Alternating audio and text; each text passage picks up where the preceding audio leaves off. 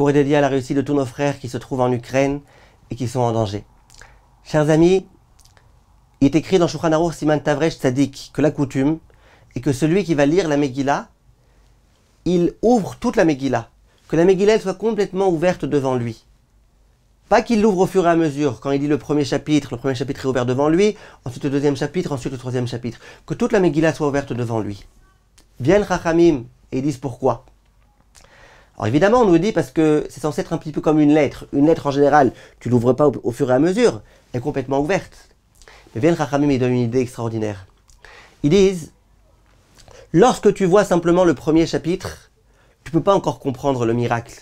Le premier chapitre, tu vois rien du tout du miracle. Quand tu vois le deuxième chapitre, tu vois rien du tout. Quand tu vois le troisième chapitre, simplement, il n'y a pas de miracle. Quand tu vois le quatrième chapitre, au contraire, c'est le deuil, rien ne va. Et au fur et à mesure de la Megillah, à chaque fois que tu vois un chapitre, si tu lis le chapitre en tant que tel, le chapitre n'a aucun sens. En tous les cas, il ne vient pas dévoiler un miracle. Il ne vient pas montrer un miracle. Plus que ça, il y a des chapitres tristes, des chapitres joyeux. Il y a des chapitres inquiétants, il y a des chapitres au contraire rassurants. Mais à aucun moment tu peux voir, si tu vois qu'un chapitre, que c'est grâce à ce qui s'est passé au tout début de l'histoire, que maintenant se passe ce qui va se passer. Quand est-ce que tu peux avoir une vue globale sur tous les faits de la Megillah? Quand tu as toute la Megillah ouverte devant toi. Et que tu comprends que la fin, elle est en rapport avec le début. Et que c'est grâce à la souffrance du début qu'à la fin il y a de la réussite. Viennent Chachamim et disent, la vie du juif c'est comme ça. C'est vrai qu'il y a des périodes, il y a des années, il y a des mois, il y a des jours dans lesquels ça va pas.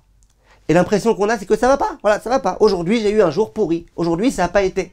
Dis Rachamim, arrête.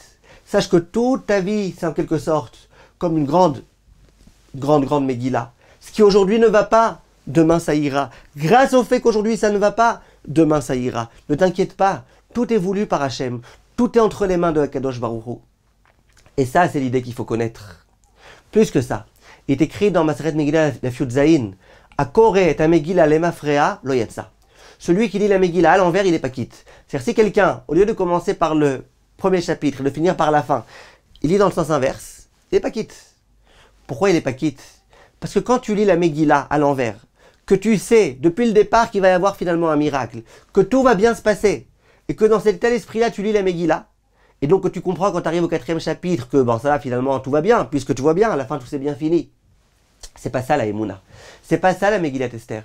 La Megillat Esther, c'est être capable d'endurer une certaine période de sa vie, de pas comprendre pourquoi mon fils il va pas bien, pourquoi mon mari il va pas bien, pourquoi ma femme elle va pas bien, pourquoi un tel demande le divorce, de pas comprendre, d'être dans une situation dans laquelle on comprend pas. Ça ne va pas et on comprend pas pourquoi. Et d'être capable de comprendre depuis ce moment-là qu'il y a une Megillah.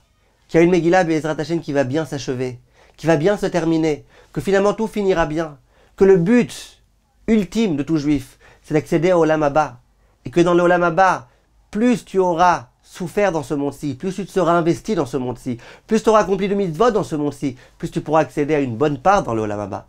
Quand on vit dans cette perspective-là, on peut Be'ezrat Hashem beaucoup avancer. C'est ce que je vous souhaite à tous, Be'ezrat Hashem. Kol Tov.